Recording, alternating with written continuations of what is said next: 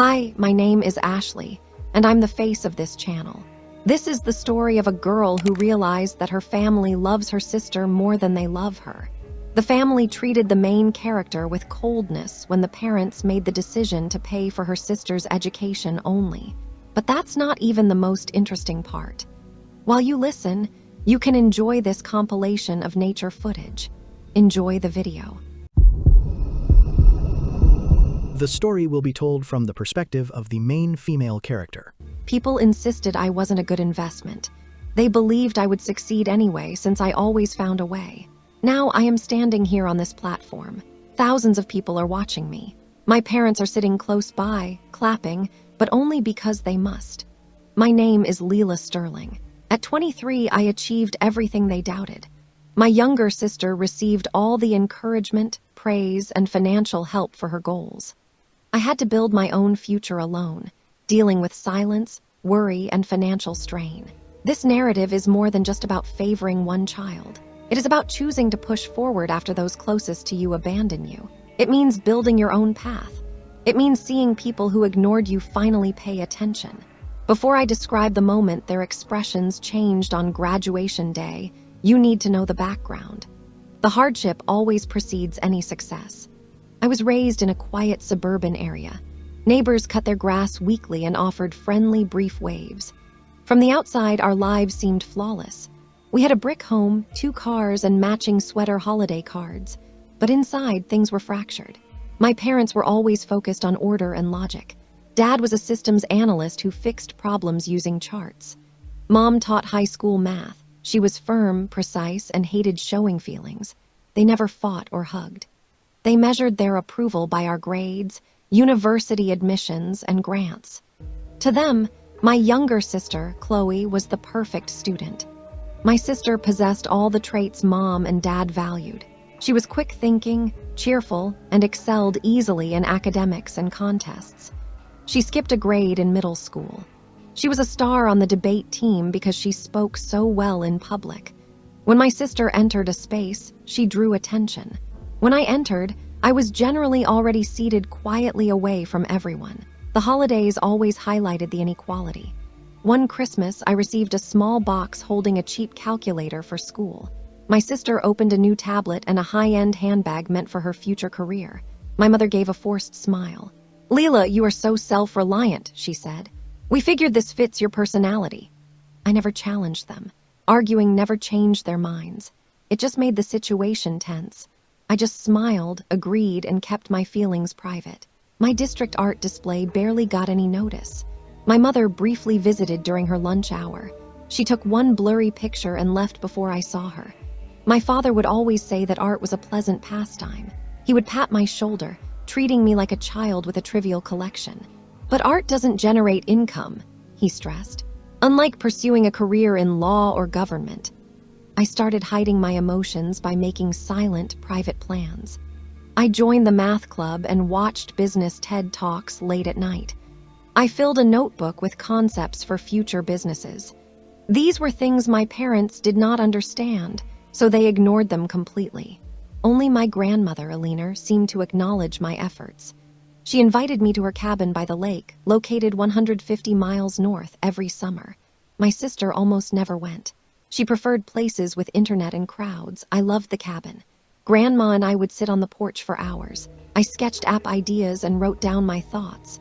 She once told me, "You approach problems indirectly. Your parents want a straight answer. Do not change the way your mind works." I kept this perspective. It would have been simpler to conform, like my sister. I kept building my plans secretly, waiting until I could speak without needing to raise my voice. That critical day arrived sooner than I thought. It began during a family dinner that caused lasting damage. We were eating takeout with sparkling water at the dining room table. These family meals were infrequent and always brief, filled with uncomfortable silence. My sister was thrilled after winning another debate competition. Then Dad cleared his throat and folded his hands. "We need to discuss university plans," he announced. He looked straight at my sister.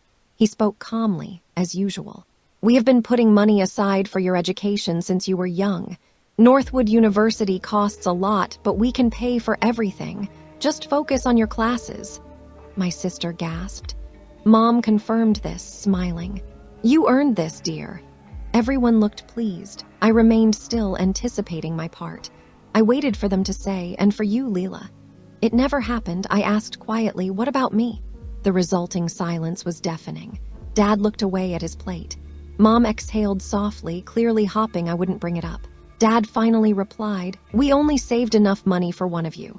Chloe always showed greater academic promise. She is the more secure choice. A safer investment. I felt like a risky stock they refused to back. Mom added, as if complimenting me, Lila, you are very self-sufficient. You always handle things yourself. We thought you could attend community college, then transfer or work first. You are sensible like that. Then came the unforgettable line. She earned this opportunity, but you did not. I said nothing. I did not yell. I walked to my room, locked the door, and finally allowed myself to cry. I wasn't crying because I was sad. I was crying because I understood. They had never truly recognized me, and they never would. The following morning, I packed a duffel bag and drove 150 miles north to Grandma's cabin. When she saw my face opening the door, she didn't question anything. She simply held me, something nobody else had ever done. That night, I sat on the porch. I had a blanket over my legs and swollen eyes, and I told her the whole story. She listened intently. When I finished, she looked at me with a quiet strength. They are mistaken, Lila, she stated. You don't need their confidence in you. You possess something they miss, and that's not a flaw, that's your greatest advantage. I stayed up all night. I sat at her kitchen table with a notepad, a pen, and an old laptop she let me borrow. I began researching grants, federal and private loans, work-study options, anything available. By morning, I had formulated my strategy. I would not wait for them to reconsider. I would not beg for help. I would attend Northwood University on my own initiative. 2 weeks later, I had submitted 21 scholarship applications. I applied for housing in the cheapest off-campus apartment I could find.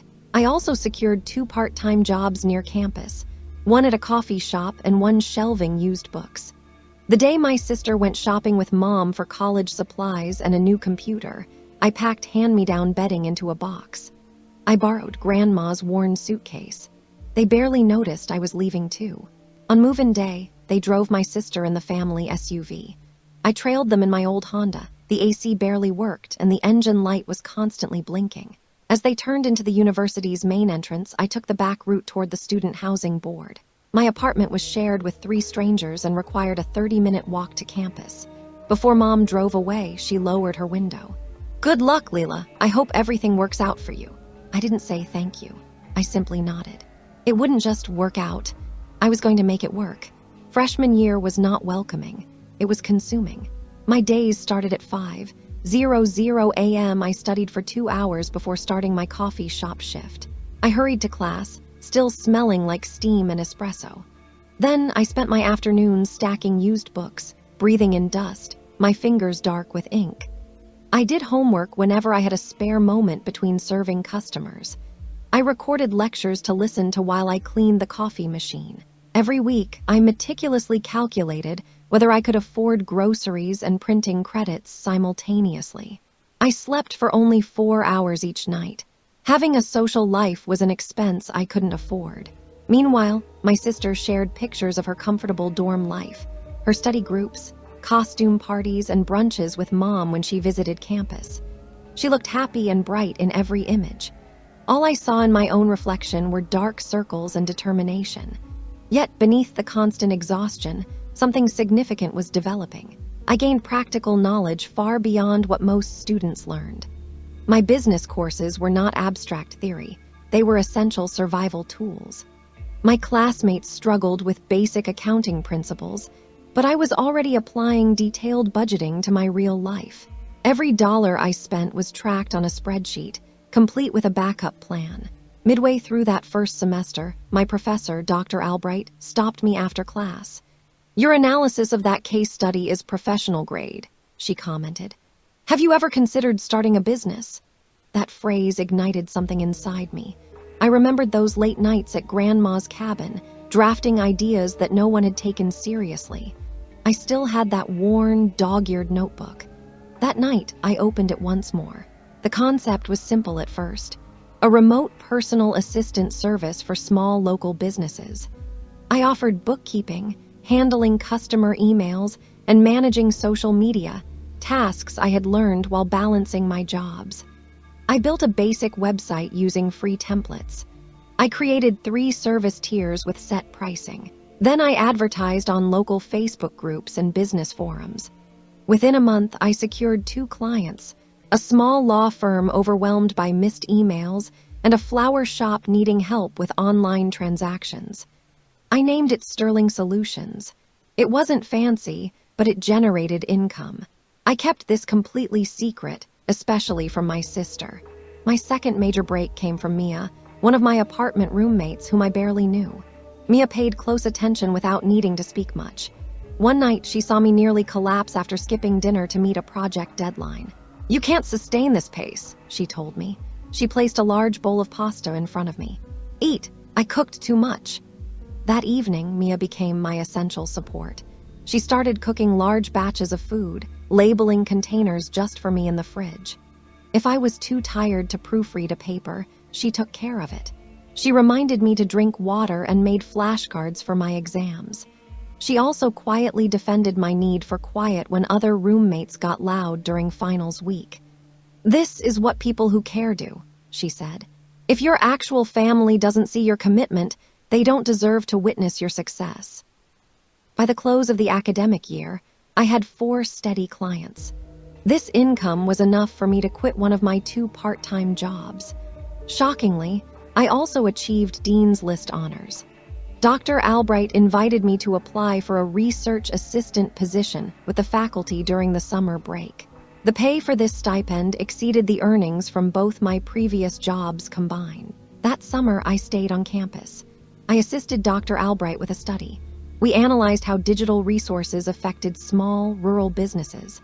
I learned how to collect data, read market trends, and apply strategies under strict limitations. I also kept developing Sterling Solutions. I added new services based on the knowledge I gained from the research.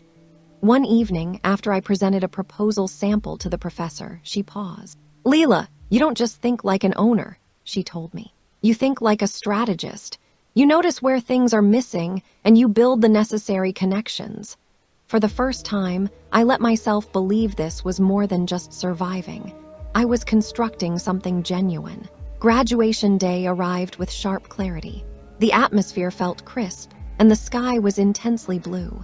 It seemed almost arranged, as if the universe knew this moment had taken years to prepare. I zipped up my gown quietly.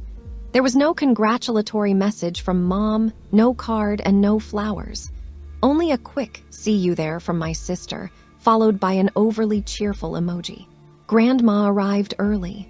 She carried an envelope and a garment bag. Inside the bag was a stole, hand-stitched from soft, dark navy silk. It read, "Made under pressure." "It's yours," she said, wrapping it around my shoulders. "Wear it like it's your shield." Outside the auditorium, graduates formed a long, buzzing, disorganized line. I quickly saw my sister. Her makeup was perfect, her hair was glossy, and her gown looked freshly pressed. She hurried over and gave me a hug that was unexpectedly tight. "Can you believe we actually finished?" she asked. "I can," I replied, "but we got here differently." She fell silent for a second, then nodded. "That's fair." We walked in, seated alphabetically, close enough to spot each other. As we approached the stage, I scanned the audience. They were there, Mom and Dad. They were in the front row, VIP seats, dressed formally, smiling as if they had played a huge role in my success. The ceremony moved quickly. Degrees were handed out, names were called, and cheers echoed. I walked across the stage, took my diploma, and saw Grandma beaming at me. My name was called out, louder than I expected. For the first time, my mother clapped. It was hesitant, like someone testing the warmth of water they had previously decided was too cold. Then the university president returned to the lectern. "Before we conclude," he said, "we want to recognize one student. Her journey perfectly represents what this institution aims to teach: perseverance, creativity, and the refusal to be minimized." My name was announced. I walked to the stage. I stood at the podium and looked out over the crowd, finding their eyes. My parents stared back, completely confused. "My name is Lila Sterling," I began, speaking steadily. "4 years ago, I felt entirely alone. The people who should have supported me the most rejected me, but I chose not to let their silence define my story.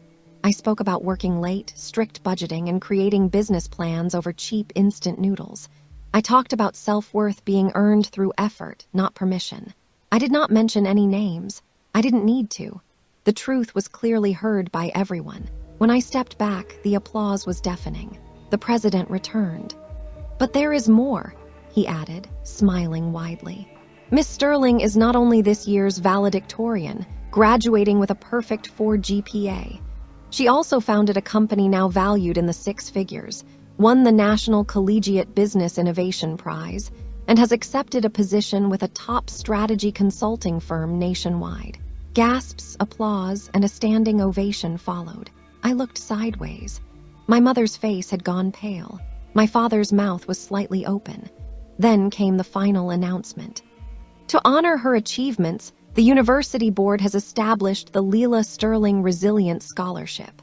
This will be awarded every year to a student who overcomes financial or family adversity with exceptional determination. That word, determination, again.